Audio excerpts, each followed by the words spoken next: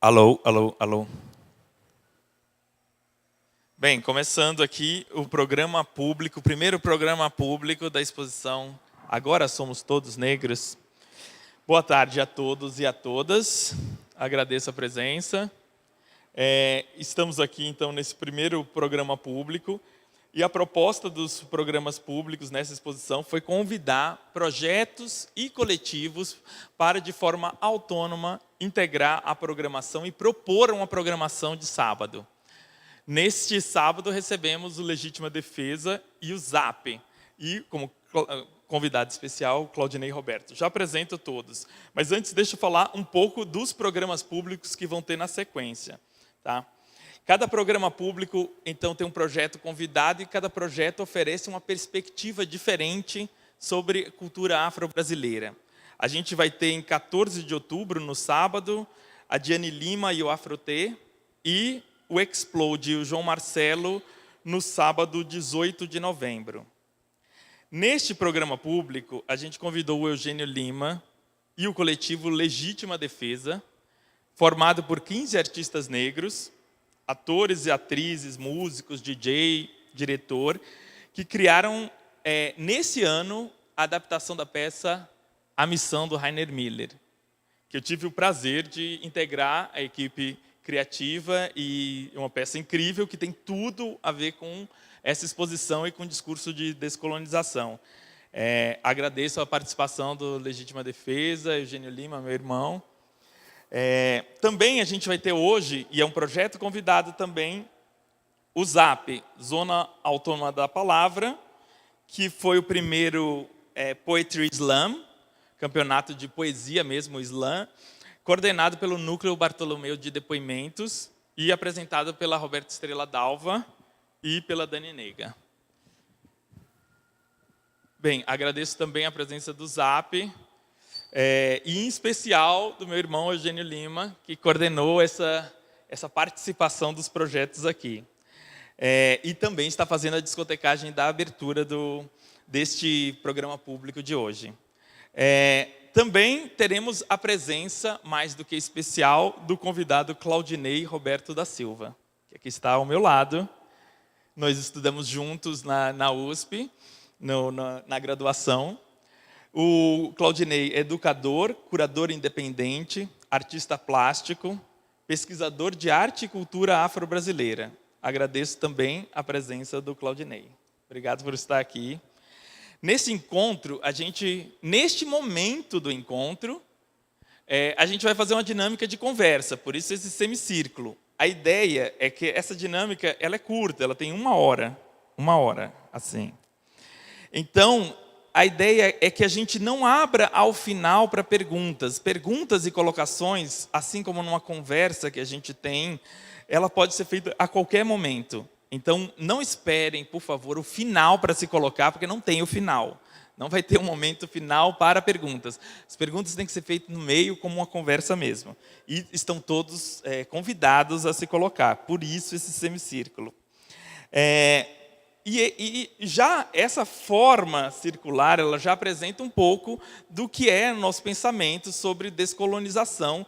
E não à toa a gente está aqui tendo atrás aqui a obra do Jaime Laureano, que apresenta toda essa força do discurso de descolonização. E essa descolonização acontece na forma de produzir o encontro, ela acontece na forma do corpo estar presente nesse encontro e na forma de produzir conhecimento. E é isso que a gente está propondo, uma conversa, uma estrutura mais do nosso jeito do que propriamente cadeiras enfileiradas, como normalmente acontece nos debates e conversas. Bem, a gente vai ter uma dinâmica de 1 hora, tá? Logo depois vamos ter o Legítima Defesa com a performance e o ZAP na sequência. Hoje, aqui neste encontro, a gente rende uma homenagem ao Sidney Amaral, artista negro, que está aqui ao nosso lado, as obras que integram a parte do Sidney, falecido em 20 de maio de 2017, com 44 anos de idade. A ideia é fazermos uma reflexão sobre a obra do Sidney e também pensar o que é essa perspectiva negra na arte afro-brasileira, na arte brasileira contemporânea. Para isso, eu falo aqui um pouco, faço uma introdução aqui rápida, de como o Sidney entra dentro da perspectiva curatorial aqui. A gente tentou fazer um apanhado da complexa obra poética do Sidney, que tem uma vertente bidimensional, são essas que estão na parede, e uma vertente tridimensional. Procuramos criar essas conexões entre a poética bidimensional e tridimensional, sendo o Claudinei o fundamental na articulação e na apresentação da obra do Sidney. O Claudinei cuida, hoje em dia, das obras, de todo o legado do Sidney, junto com a Rosana Paulino, e a ideia foi que o Claudinei pudesse, então, colaborar e explicar o que a gente tinha de disponível, como que poderia ser uma perspectiva de organização da obra do Sidney. Então, por isso, também, essa conversa aqui também é uma forma também da gente aprofundar essa discussão, que foi muito rápida, muito dentro da produção, sobre que obras integrarem a exposição. A exposição como um todo, ela trabalha aqui com a ideia cartográfica, né? Um conceito já bem desgastado, mas que serve para a gente imaginar que o que a gente constrói aqui é uma arquitetura orgânica, e não propriamente um projeto cartesiano de organização. O que a gente tinha em mente é criar certas balizas que fossem puxando uns aos outros artistas e obras. E dessas forças que organizam essa cartografia e essa arquitetura orgânica, a gente tem a presença do corpo bem marcado aqui. E de forma muito particular e especial acontece o corpo na obra do Sidney. A gente tem o corpo recorrente de uma história que, obviamente, a gente conhece, mas que invisibiliza muitas vezes dentro da ideia da cultura brasileira, que nós tivemos a maior escravidão do planeta.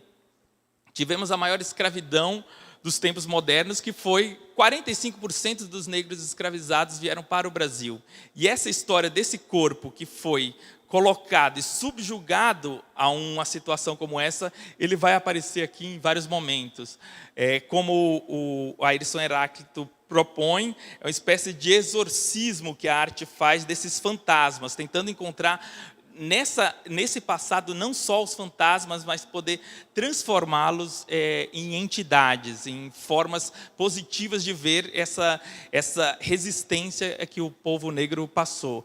Então aqui a gente vai ver um pouco, e não à toa a gente construiu todo um projeto curatorial sem paredes, para criar mesmo essa figura de uma nave em que todos têm uma certa contaminação e que aponta não só para esse passado e a reconstrução e revisitação desse corpo recalcado que a sociedade colonial sempre cria, né? Um corpo que ele está preso em várias amarras, como a gente, ao criar essa nau e criar essa perspectiva, a ideia também de revisitar esse corpo e de exorcizar esse corpo. Então, é um pouco a perspectiva que a gente tem dentro do trabalho do Sidney, é de um corpo que ele está representado, ao contrário das performances, que começam lá com Zósimo. E o Zósimo é o único que tem uma sala, e não à toa, porque é a nossa referência histórica talvez mais antiga dentro da exposição, né? O trabalho mais antigo dentro da exposição, e nesse sentido ele funciona quase como uma semente enterrada ali dentro desse espaço arquitetônico e gerando todas essas vertentes e transformações da performance do corpo. E aí também vale a gente também pensar como esse corpo, que aqui está presente de várias formas performáticas, que ao final ele se transforma, esse corpo, em performance envolvendo o corpo da multidão, que no trabalho da Frente 3 de Fevereiro, e não só o corpo individualizado, que é também uma das formas de ver outras perspectivas, outros anúncios de mundo. É interessante a gente ver como essa marca ela vai ganhar uma característica diferente no Sidney.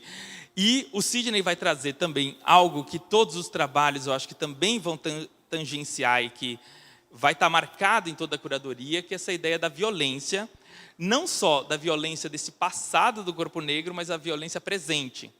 Nós somos, hoje em dia, o país, estatisticamente, que mais tem assassinatos no mundo, sendo que desses, a grande maioria sendo jovem negro. Então, essa ideia de que essa trajetória da violência, ela continua presente, continua marcada. Sendo que desses assassinatos, 30% são provocados pela polícia. A polícia que mais mata e mais morre no mundo também, estatisticamente. Então, também essa marca de uma violência que o próprio Estado implica, e não à toa, hoje em dia, se discute a ideia de extermínio da juventude negra.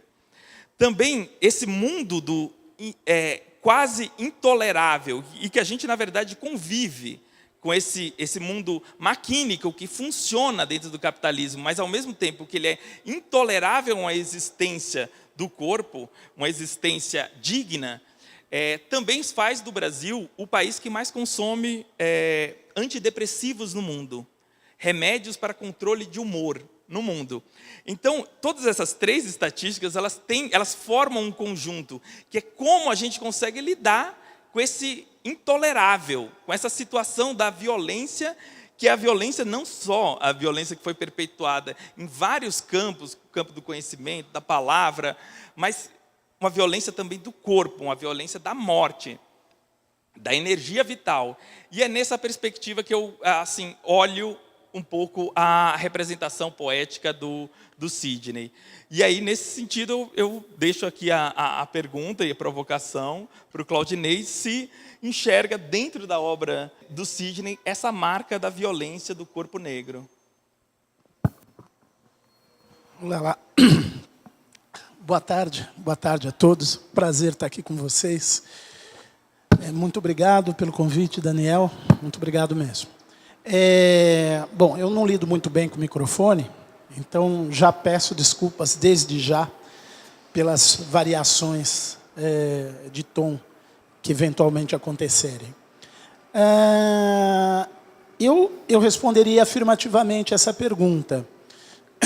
Recentemente, a Pinacoteca do Estado realizou uma exposição, que eu tenho a impressão que ainda está em cartaz, e algumas obras do Sidney, aliás, todas as obras constantes dessa exposição em exibição, todas as obras do Sidney Amaral foram adquiridas pela Pinacoteca, né, num movimento que eu reputo como generoso e necessário, né. Essa compra precedeu de alguns dias a morte do artista, que, aliás, fez aniversário no dia 13 de maio. Não é? Ele falece no dia 20, dia 13 de maio, ele completou 43 anos. Ele completava 43 anos.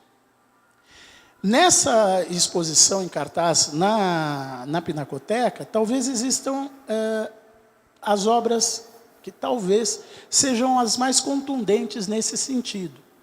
São autorretratos do artista, onde ele simula o seu suicídio. São 4 retratos, se não me falha a memória, 4 retratos em que ele se apresenta na condição de suicida, a ponto de, no minuto que antecede o ato, não é, de disparar um tiro contra a própria cabeça. São trabalhos que eu reputo como excepcionalmente violentos, e eles foram exibidos pela primeira vez no Museu Afro-Brasil, por ocasião de uma exposição lá acontecida por conta de um prêmio que o Sidney ganhou da Funarte, um prêmio que não existe mais, não é? Que também é uma decisão, na minha opinião, arbitrária, a extinção desse prêmio da Funarte, para os idealizadores e artistas negros. O Sidney Amaral foi o primeiro artista plástico negro brasileiro a receber esse prêmio. E, estranhamente, deve ser um dos últimos, não é? Nesse estado de coisas em que o país se encontra, no momento, ele deve ser um dos últimos. Para além dessa série de retratos, tinham também um conjunto escultóricos, eram pedras, 4 ou 5 pedras, onde estavam gravadas a palavra intolerância. Cada pedra trazia uma sílaba dessa palavra intolerância. Também um trabalho extremamente contundente e oportuno. Foi o último trabalho em escultura realizado pelo Sidney. Eu lembro, eu estava com ele nessa ocasião, quando nós fazíamos a pesquisa sobre a gravação, como essa palavra intolerância seria gravada nas pedras. O Sidney, ele tinha uma consciência muito aguda da sua condição de homem negro, e essa consciência aguda, ela era ativada pelo fato que eu acho que precisa ser sempre lembrado, sempre que possível, é preciso lembrar que o Sidney foi professor da rede pública de ensino até seu minuto final. Não é? Ele devotava boa parte da rotina dele a professar aulas, a ministrar aulas na rede pública de ensino. O contato com essa juventude da periferia aguçava esse sentido. E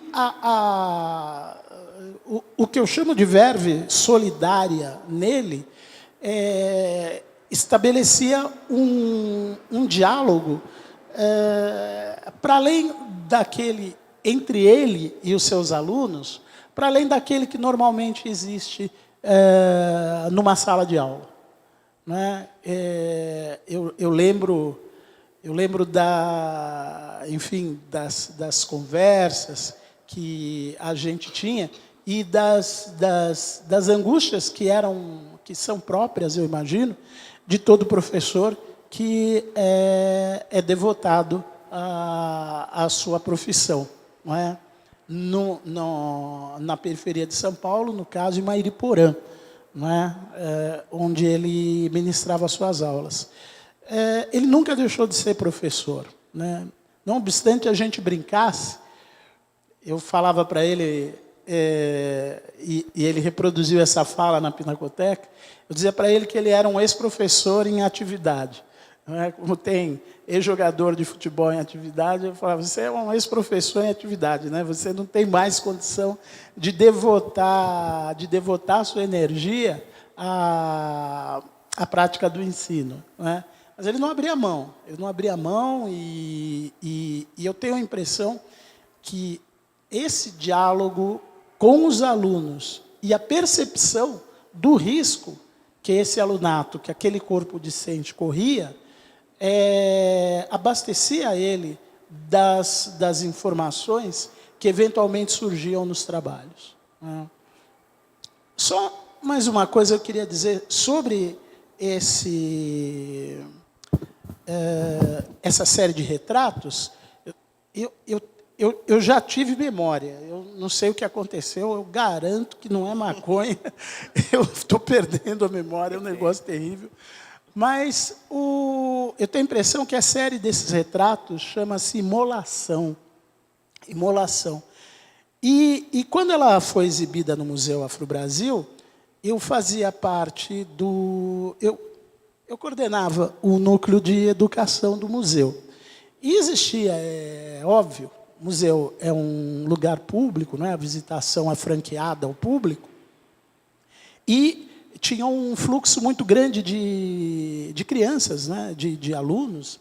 Ainda existia um programa que o governo do Estado extinguiu, da FDE, Fundação para o Desenvolvimento da Educação, que levava as escolas, fretava ônibus e levava as escolas para lá. Esse programa também é um dos avanços, né, do atual governo, extinguiu esse programa.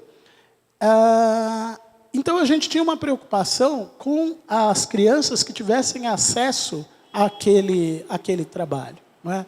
A exibição dele no museu exigiu uma logística algo dificultosa. Não é? Criou-se um nicho numa exposição que tinha uma expografia semelhante a essa que o Daniel criou.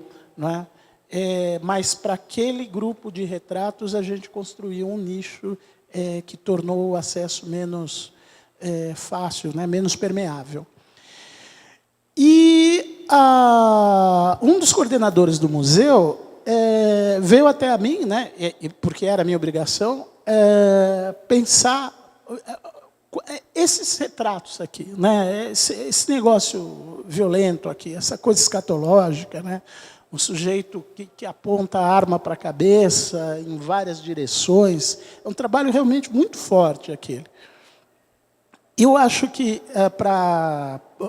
eu talvez arbitrariamente, traçaria um paralelo com aquele trabalho do Flávio de Carvalho, que está no MAC, Minha Mãe Morrendo. Né? Porque eu também trabalhei no MAC, né? Passei por vários museus aí em São Paulo. E no MAC nós tínhamos a mesma questão com a minha mãe morrendo, né? Porque, vocês sabem, né, o Flávio de Carvalho vai retratar os momentos finais, né, da sua mãe, que falecia. Né? Então, é um trabalho muito pungente, muito forte, e que exige um cuidado na sua apresentação. Não é? Eu traço um paralelo com esse trabalho do Sidney. Mas o Imolação, eu fui inquirido, né, eu fui instado a pensar o material educativo que permitisse uma mediação do público com aquele trabalho especificamente. Né? E a gente vai constatar o seguinte, a partir dessa prospecção, né, que obrigatoriamente a gente teve que fazer, a gente constatou o seguinte, que, na realidade, quer dizer, um dos aspectos do trabalho, um dos aspectos centrais daquele trabalho, era comentar o fato de que a morte, para o escravizado, era uma alternativa à vida miserável que lhe era impingida. Muitos escravizados escolheram a morte, escolheram o suicídio, a vida de escravo. Não é? Então, o Imolação, ele entra também no rol desse contexto. Não é? O Daniel falava da interdição, de uma certa interdição à felicidade, uma interdição à fruição erótica da vida. E é uma redundância falar na fruição erótica da vida, porque erotismo e vida são sinônimos, não é? São conceitos sinônimos, são conceitos que se comentam. Não é? Então, essa interdição à fruição erótica da nossa vida que cria a circunstância para que a pulsão de morte aflore com essa força, que é uma força que... Pegando um gancho, não à toa, dentro da nossa sociedade é tão marcada a ideia de uma educação disciplinar, que vai ser o primeiro campo a matar qualquer dinâmica de tesão à vida.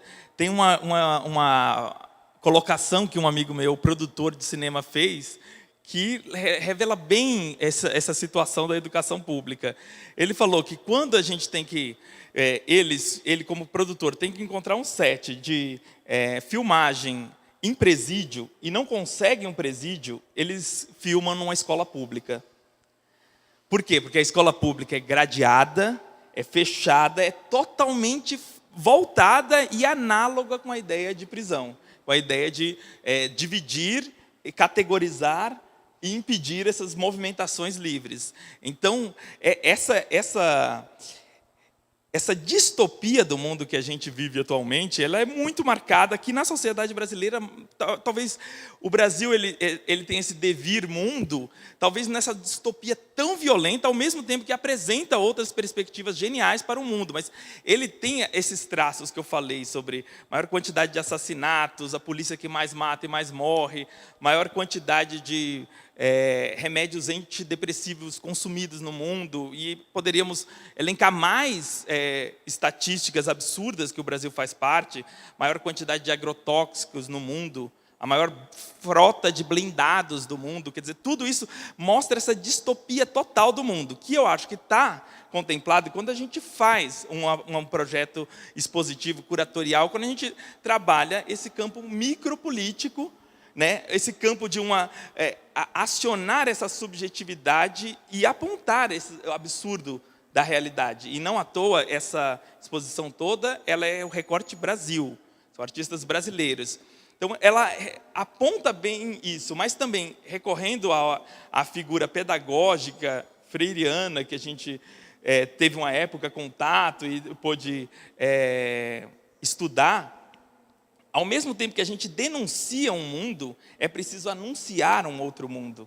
E é isso que eu acho que talvez esse fazer micropolítico que está contido na exposição, ele pode oferecer. E isso, em particular, na obra do Sidney, esse anúncio de um outro mundo, de um mundo que tem esse traço do fantástico, tem um traço que aponta para uma outra dimensão possível da vida. E uma dimensão que tem essa fruição também erótica da vida na imagem, na forma de criar plasticamente. Enfim, era só comentários seguindo. Mas o que você imagina, Claudinei, pensando a partir do que estava colocando aqui, essa trajetória da obra do Sidney, depois do seu falecimento, como acionar e você nessa responsabilidade de cuidar desse material, como isso acontece, né? Como isso pode realmente encontrar a sua vocação primeira, que não é estar num espaço de galerias, cuidados, e sim fomentar uma outra reflexão de mundo, uma outra possibilidade de mundo, de jovens que entram em contato com isso. Como é pensar isso, estando na frente desse legado? Bom, eu entendo que, por força das circunstâncias, essa responsabilidade me foi delegada, né, por força das circunstâncias. Mas eu entendo também que criou-se, a partir desse acontecimento, do falecimento do Sidney, uma rede de relações a partir de pessoas que estão interessadas na manutenção desse legado, não é? Isso é uma coisa.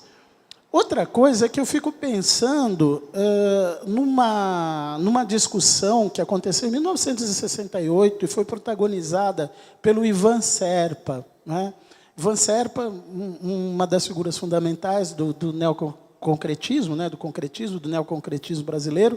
Ele foi professor do Hélio Oiticica, né, o Ivan Serpa.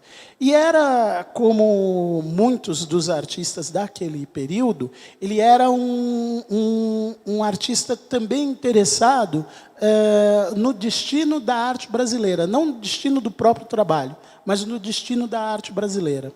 E o Ivan Serpa, naquele momento, ele reclamava de espaços verdadeiramente democráticos que permitissem a difusão de informações e de objetos de arte que, de outra maneira, não circulariam.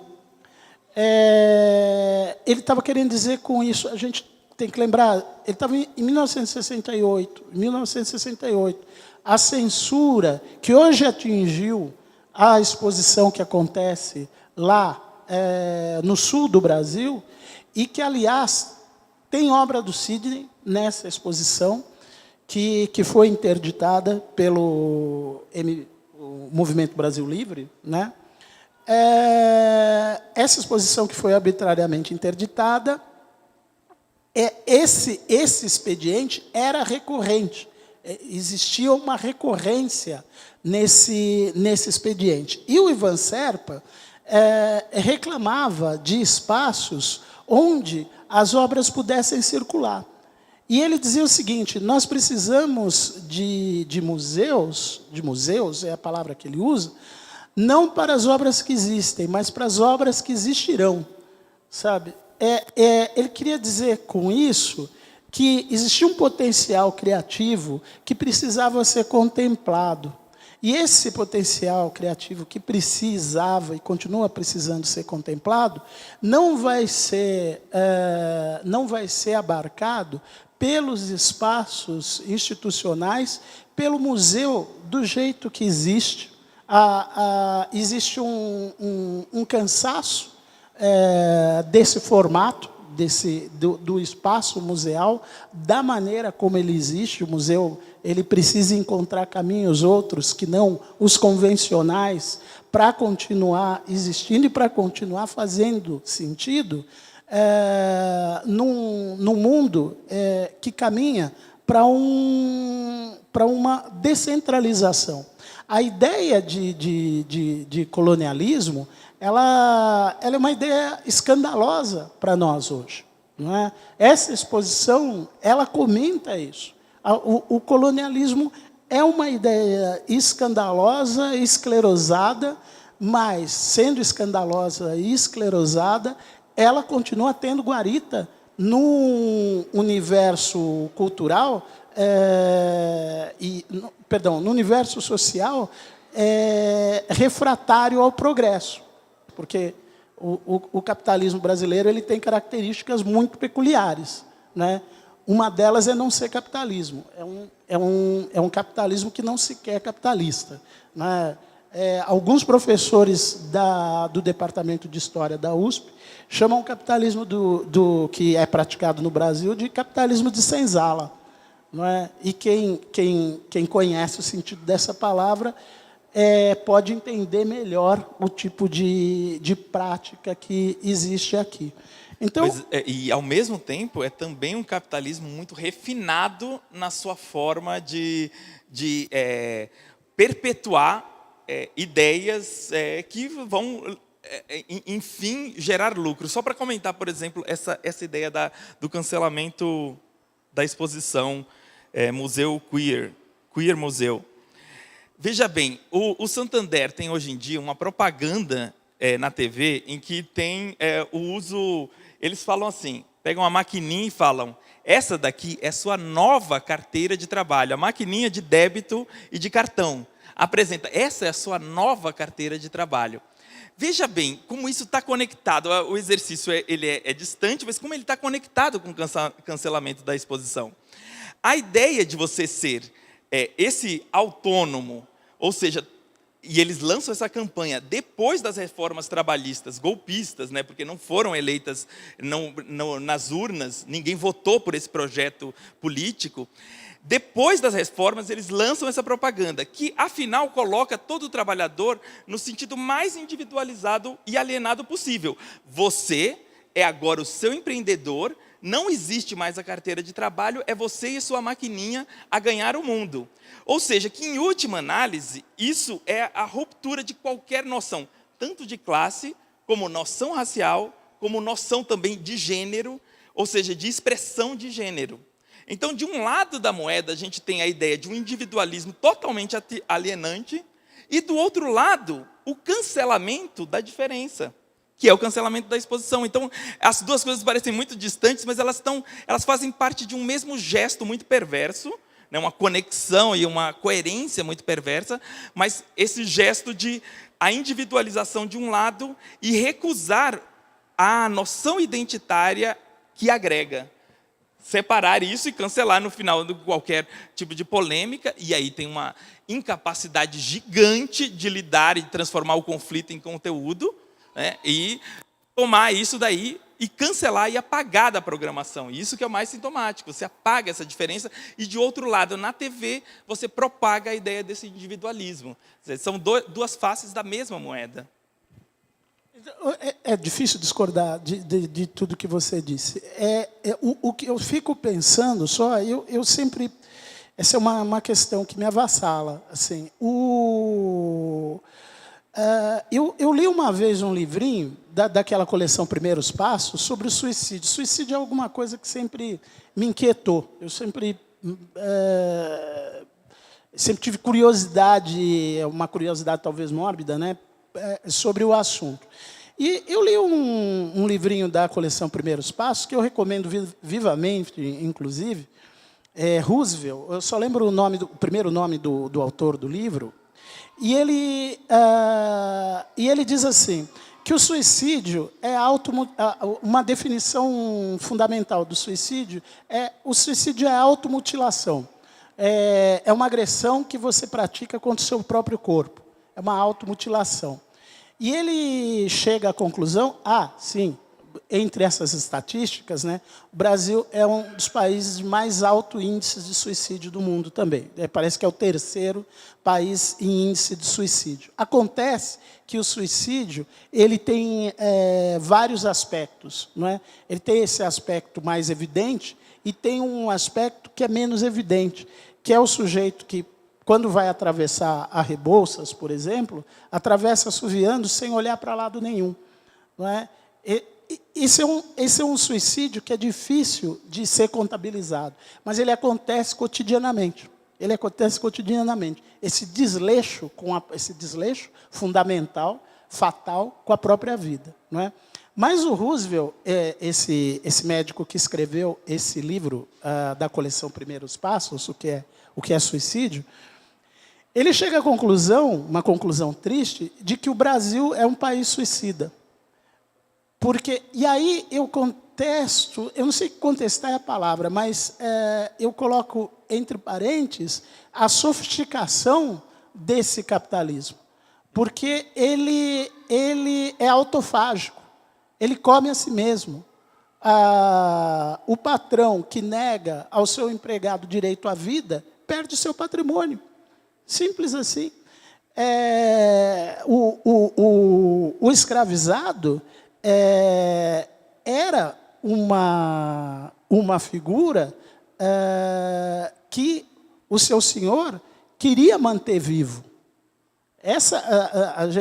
As narrativas sobre a escravidão, às vezes colocam, né, que o cara vai morrer, se ele espirrou no senhor dele, ele vai morrer ali no ato. Né? E não é exatamente verdade. Existia a intenção de manter aquele escravizado vivo, simplesmente porque ele ia continuar trabalhando até morrer.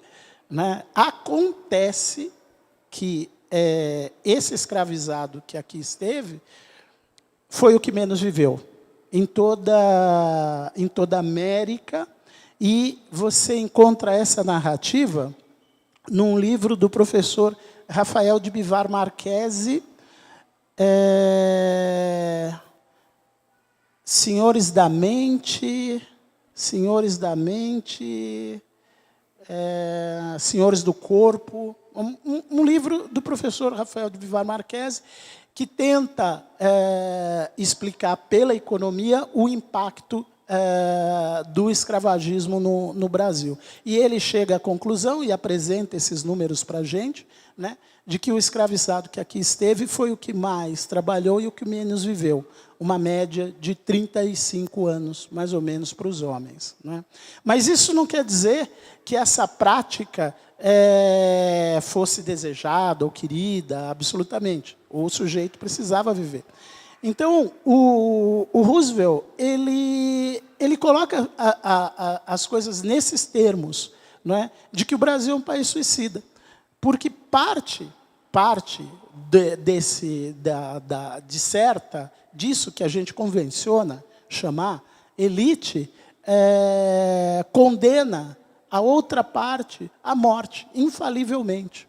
Não é? Quando o Daniel traz essa fala sobre a interdição da felicidade, a interdição à felicidade, ao direito da felicidade, a interdição ao erótico, ao fenômeno erótico, né? O elogio da morte, da violência, você está condenando, é óbvio, né? Uma parte considerável desse corpo, que a gente convenciona chamar nação, ao desaparecimento. Não é? Então, tem alguma coisa de autofágico, tem alguma coisa de doentio nesse caminho. Totalmente. E não... Claro. Tem microfone? Então, eu sou historiadora, sou psicanalista e, antes de tudo, sou professora. Eu trabalhei com jornais negros produzidos em São Paulo no começo do século XX. Eram mais ou menos 20 jornais, que, no final da década de 30, foram sendo extintos por várias razões. Eu estava tentando aqui na minha cabeça articular esse tema, né? A arte não é propriamente um tema da minha reflexão diretamente, mas estava pensando isso do ponto de vista da história. E aí me ocorreu o seguinte: esses jornais eles tinham um traço comum no seu discurso, que era uma reivindicação explícita de educação como um meio de ingresso à sociedade. Isso era explícito, isso era claríssimo, isso era inequívoco. E aí, porque você falou uma coisa, que Claudinei, ele discordou, em alguma medida, eu também discordo, porque me parece que, né, eu conheço esse tema do capitalismo de senzala, na verdade, é um capitalismo mal e porcamente introduzido, né? Acho que essa ausência, até um determinado limite, explica um pouco esse processo de, enfim, que vocês articularam com o suicídio, com o elogio da violência, com o desrespeito à vida, e aí especificamente, em geral, mas do negro de maneira específica, por conta da escravidão, por conta de como a abolição da escravidão se fez no Brasil, que foi uma política pública pelo imigrante, a favor do imigrante, e um absoluto desprezo pelo destino de mais de 50% da população, aproximadamente, né? Então, isso leva a um buraco que é preciso, para o qual é preciso sempre voltar, que eu acho que é disso que vocês estão falando aqui.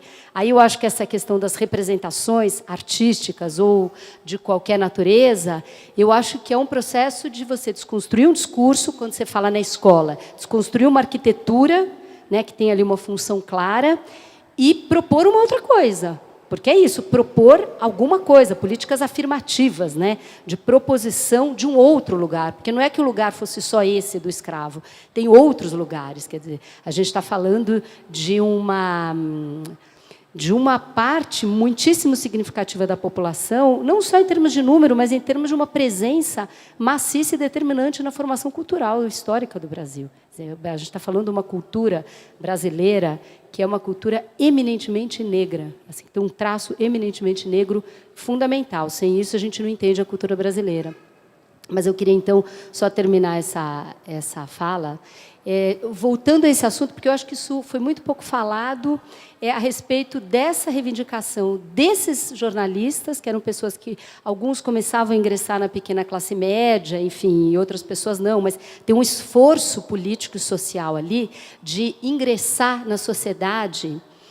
E tem uma questão com a articulação entre uma questão da articulação com a questão étnica e a questão de classe, que eu acho que é a grande questão que se coloca, né? O Florestan Fernandes apontou muito para isso, e eu acho que é um nó assim, que leva às discussões, e que acho que vocês estão propondo isso aqui.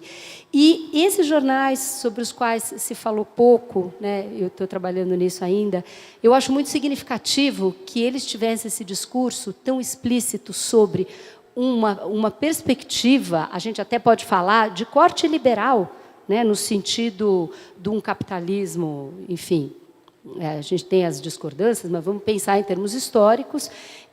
Isso não aconteceu no Brasil. Aí a gente tem uma apropriação, talvez isso que você tenha pensado como capitalismo sofisticado, uma apropriação de alguma agenda do liberalismo básica, assim, a partir da qual você pode até fazer a crítica, mas que não houve aqui o ingresso à sociedade por meio da educação, e que eles tinham clareza. Pessoas que, há poucos anos, estavam numa condição de escravidão e tinham uma clareza que não se via no discurso hegemônico branco, nessa clareza de que o básico era isso: entrar, fazer parte, ter escola e ter educação. Mas só para tentar pegar, que eu acho que não é uma discordância que a gente está tendo aqui.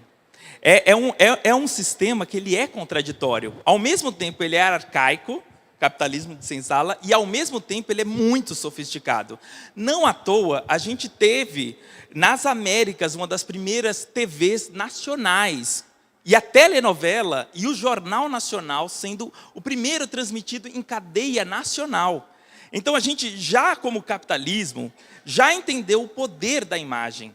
Também os processos de segregação que o capitalismo brasileiro criou são extremamente sofisticados, como, por exemplo, maior frota de blindados do mundo.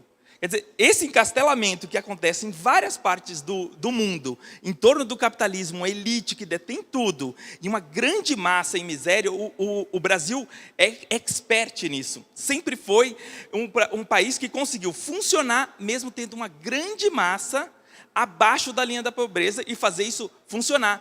Acreditar que isso está funcionando. Também, não à toa, o Brasil é um dos países que tem mais títulos de futebol do mundo, porque é um momento em que esse imaginário precisa existir como nação. Maior carnaval do mundo.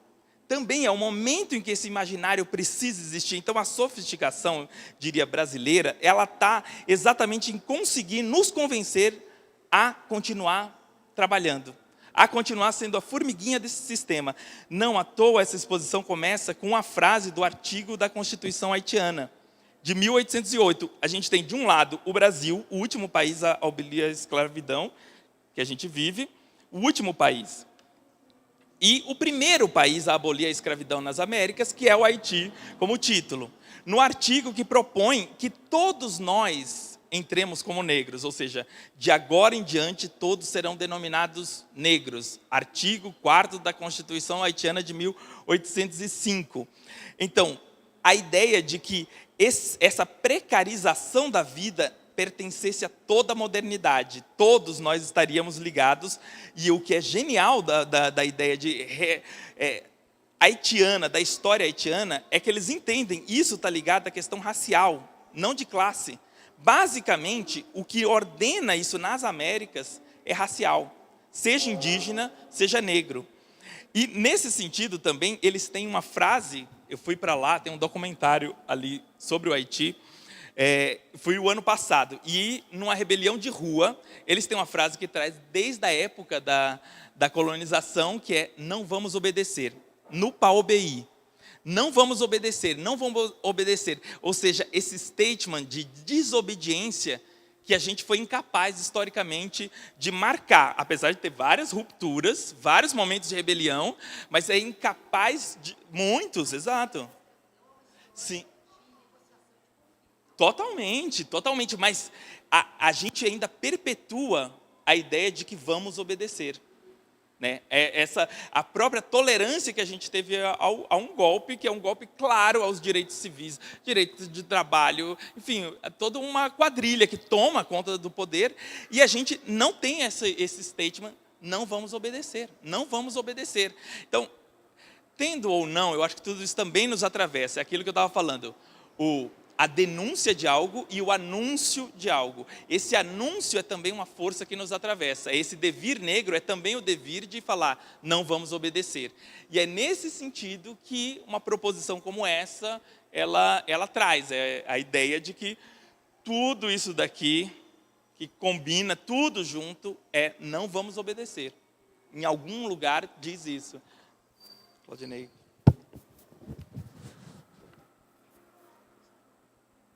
Não, é a dona Maurina. Boa tarde, eu sou Maurinete, sou socióloga, mas sou poeta, só isso. É o seguinte, eu queria pegar duas palavrinhas da questão do caderno dos negros, né?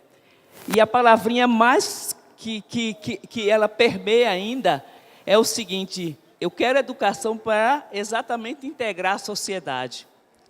Mas essa é a grande questão. Os negros, realmente, quando chegaram aqui, a questão dessa população negra que continua ainda invisibilizada, ela é exatamente para não parecer que está integrado à sociedade. E ela é a sociedade. Então, esse é o grande problema que a gente tem. É o grande impasse que a gente tem. Que, ao passar essa ideia de que você não está integrado, então você precisa ser ou jogador de futebol, ou é isso, ou aquilo outro, para você se integrar. Não, eu sou a sociedade. E se eu sou a sociedade, ela tem que ter a minha cara. Ela tem que ter as minhas coisas, entendeu? A outra coisa, que aí é provocativo, que eu faço uma provocação, ou com o passar atravessar a rua. Eu acho que, em alguns momentos, isso eu vou arriscar, e aí eu pego 2 momentos. O suicídio é resistência, sim. Não é só que deixou de gostar da vida. E isso é um escárnio tão grande que a gente não vê, que ele às vezes atravessa para provocar mesmo. Eu posso atravessar, eu sou livre, eu quero ver se você me mata, eu quero ver se eu sou morto. Então, em alguns momentos, realmente o suicídio pode parecer, só que a leitura que a gente não faz é essa. Eu me lembro muito das encontros das estéticas, do vídeo que mostraram com o Daniel Marques, foi outro também, com 28 anos, que se suicidou. E aí é muito louco, porque o vídeo dele mostra exatamente o inconformismo dele, que ele é um poeta de poesia falada, do Islã, maravilhoso, um trans. E aí ele diz assim, olha, eu vim para um lugar de maracatus e não vejo as negras falando, eu não vejo ninguém. Esse maracatu sem isso, eu não quero viver. E é exatamente isso. Você se cansa de ver a grande parte da população inviabilizada. Inviabilizada exatamente por todo um discurso branco. Então, o Daniel pode parecer, cansou. Realmente é resistência. E aí ficamos nós com essa grande batata quente, porque apesar de tudo, apesar da chikungunya, apesar de todas as coisas, apesar do genocídio, eu preciso viver para realmente redescobrir e redimensionar essa sociedade. Eu acho que é por aí que o discurso da gente deve ir. Obrigado. Bom, também não vejo como contestar as palavras da poeta. Eu só queria lembrar que naquela discussão que nós tivemos sobre a obra do Sidney no Museu Afro-Brasil, justamente nós ponderávamos sobre isso. Em algum momento, esse suicídio significou, sim, a recusa de participar de uma vida insuportável. Também existiu um movimento pouco conhecido de negros e negras que não pretenderam ou tentaram não conceber filhos que nascessem sobre a escravidão. Isso também existiu, né? Você pode também dizer, eventualmente, que está se negando a vida. Não, absolutamente. Não é? Você está interditando a existência de uma vida indigna. Não é? Então, eu realmente não tenho como contestar as palavras da senhora. Agora, pensando um pouquinho no trabalho do Sidney, tem um aspecto, um aspecto em certa parcela da produção dele que chama bastante atenção, que é o uso da cor dourada. Né? Vamos levantar e olhar as obras? Se ninguém se incomodar, a gente pode ir lá. Sim, a gente aproveita e também ativa um pouco o corpo. Bom, então vamos lá. Bom, eu dizia que... Pois é. Eu dizia que tem um uso recorrente dele, desse elemento dourado. No trabalho bidimensional, nessa aquarela que aqui está, que ele vai aplicar a folha de ouro no trabalho, e na obra tridimensional. Na obra tridimensional, esse recurso é mais recorrente. o dourado e o prateado, às vezes um tratamento eletrostático, com uma tinta eletrostática, que se aplica ao bronze e que dá à obra esse aspecto tão incrivelmente sedutor.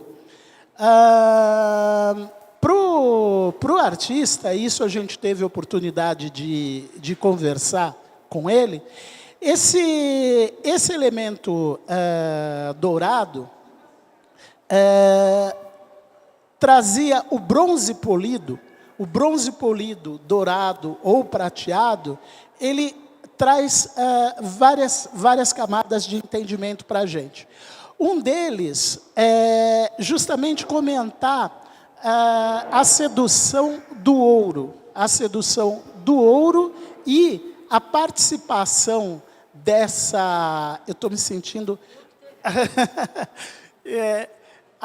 e a participação desse elemento negro na prospecção e na transformação desse ouro, não numa riqueza para outrem, mas para uma riqueza que vai ser vertida para usufruto dessa comunidade. Tem algumas brincadeiras que ele vai fazer usando esse elemento, principalmente o bronze na obra escultórica. Aqui, gente, essa taça, por exemplo, ela traz um comentário, ela é uma peça especialmente provocativa. O MBL não pode aparecer aqui, porque senão a exposição será interditada. Não é? Porque nessa taça, a gente tem a reprodução de vaginas, de ânus e de mamilos. São esses elementos que compõem a taça, alegoricamente. E é uma taça que você leva à boca. É uma taça que você leva à boca. Esse trabalho do Sidney, ele correspondeu a uma fase que ele morreu muito jovem, né? Então, a gente falar uma fase final do trabalho é uma coisa meio estranha, né? Pensando num artista que teve o seu ápice em 10 anos de produção. Isso remete, por exemplo, a Van Gogh. Tudo que nós conhecemos de Van Gogh foi realizado em 10 anos. Né? Quando Van Gogh decide que vai se devotar ao trabalho artístico até a data final da sua vida, foram 10 anos. A mesma coisa acontece com o Sidney. Né?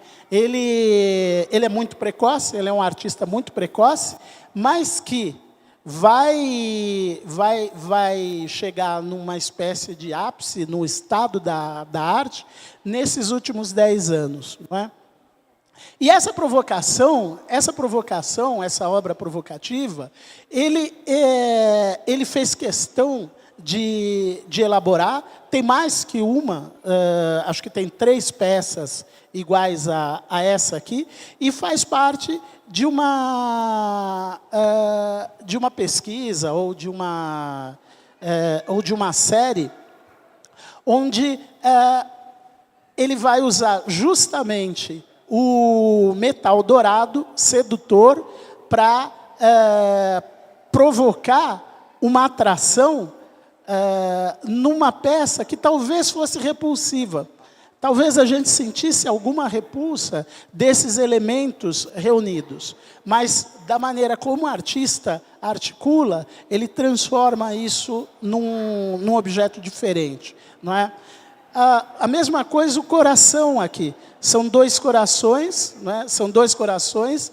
Isso é bronze, tratado com uma técnica especial de tinta eletrostática, que torna o objeto extremamente sedutor. Não é? Ele provoca uma reação que é diferente daquela que nós teríamos, não é? Se o tratamento fosse verista. Não é? Então, são situações, são deslocamentos que ele provoca, são estratégias de sedução que ele provoca no sentido de transformar, e de nos aproximar de uma situação ou de uma discussão sobre a qual talvez nós tenhamos uma certa repulsa. Nessa questão do... Desculpa, André, desculpa, Daniel. Nessa questão, o tratamento... É que eu preciso realmente falar isso. Da aquarela. Né? Esse tratamento que ele dá não é uma exibição de virtuosismo. Não é um artista que está dizendo para a gente que domina a técnica. Na realidade, entre as várias camadas de compreensão que a gente pode prospectar a partir da aproximação do trabalho dele, você vai perceber, por exemplo, um uso que é mais irônico, sarcástico, da aquarela. Ele remete, quando usa essa tinta, ele remete a mestres do passado que retrataram a escravidão. Debré, Rugendas, Ecaute, são artistas viajantes que deixaram um diário, né, um diário gráfico das cidades coloniais e escravistas brasileiros. Ele vai fazer questão de se apropriar dessa técnica, vai usar com a mesma maestria para apresentar para a gente uma situação que é naturalmente diferente. A Pinacoteca adquiriu um trabalho dele, um múltiplo, que chama-se O Incômodo, onde ele literalmente parodia o Debré. Ele vai colocar personagens que foram retratados pelo Debré no século XIX para compor, para criar uma crônica de justamente isso que o Daniel fala e que a poeta falou, uma crônica desse porvir, desse outubro que virá. Nesse múltiplo, você pode observar essa narrativa. Eu só queria, talvez, fazer um reparo a alguma coisa que eu tenha dito. Bom, eu precisaria fazer reparo a várias coisas que eu disse, mas uma particularmente. Pessoal, se vocês visitarem o Museu Afro-Brasil, e eu recomendo que vocês façam isso. Quem não conhece o Museu Afro-Brasil, acredito que aqui todos conheçam, mas eu acho que é um museu que precisa, inclusive, ser apoiado, não é? Porque ele vive sob constante ameaça, é um dos raros museus, né, desse equipamento cultural que vive sob uma espécie de assédio. Não é? As verbas não são as mesmas, o cuidado não é o mesmo, enfim, as polêmicas que o museu costuma levantar. O museu é polêmico pelo fato de ele existir. O Museu Afro-Brasil, a polêmica existe pelo fato de ele existir, ponto. Não é? Mas o Emanuel Araújo, que é o curador e criador do museu, criou uma expografia que, aparentemente, é confusa. Ela é barroca. Ela não é confusa, ela é barroca. É uma expografia que foge do cânone tradicional. E ela foge do cânone tradicional, talvez pelo mesmo motivo que o Daniel articulou essa exposição. Porque é preciso existir uma fluência entre os vários núcleos, uma comunicação entre os vários núcleos. Acontece que o museu, ele fala de história. Ele não é um museu de antropologia, mas ele remete a isso. Ele não é um museu etnográfico, mas ele remete a isso. Ele não é um museu de história, mas a história está lá. Ele é um museu de arte, ele é um museu de arte. Ele é um museu que fala de uma competência. E a palavra competência raramente é integrada ao discurso de quem comenta o trabalho do criador negro. Esse não é um predicado que você ouça. Você ouve que o cara é raçudo, que o cara tem força, que ele é sensual, que ele é exuberante, que ele é prolixo, genuíno, original, mas a competência é uma palavra, a maestria técnica, são predicados que não são agregados a esse discurso, a essa narrativa. E isso tudo está presente lá no museu. Acontece que o museu, e aí eu encerro a minha fala, acontece que o museu tem um núcleo do navio negreiro, Nesse núcleo do navio negreiro, nós temos a carcaça de um navio negreiro e temos vários instrumentos de suplício do escravizado. Bom, quando você sai desse núcleo, você entra automaticamente no núcleo de festas religiosas e profanas. Muita gente não entende, mas essa, na minha opinião, é a parte mais comovente do museu, porque ela diz que apesar do martírio, apesar do genocídio, apesar da violência a que esse elemento afro-brasileiro, negras e negros foram submetidos, crianças, vocês sabiam que nas senzalas existia solitária para criança? Eu já vi uma solitária, uma prisão, onde o escravizado não podia deitar. Ele era trancafiado num nicho e tinha que ficar nessa posição. Uma criança. Esse é o tratamento a que esses homens, mulheres e crianças foram submetidos. Ora, apesar disso, esse povo foi capaz de legar para a nação uma festa como o carnaval. Eu não aceito a ideia do carnaval enquanto escapismo. Para mim, carnaval é resistência. O samba é resistência. E se hoje os negros não estão no maracatu, é porque eles estão nas igrejas evangélicas. É porque, na tentativa de escapar à discriminação, eles aderem aos signos que contrariam a sua própria cultura. Eles não... E tem um movimento de uma juventude branca indo para o maracatu, indo para o candomblé, indo para a umbanda, porque também não aceita os ditames de uma sociedade hipócrita, de uma sociedade racista, de uma sociedade sexista, que muitas vezes se espelha numa religiosidade de caráter judaico-cristã. Eu não estou dizendo que o judaico-cristianismo é assim, ponto. Que todas as igrejas são assim, ponto. Não estou absolutamente dizendo isso.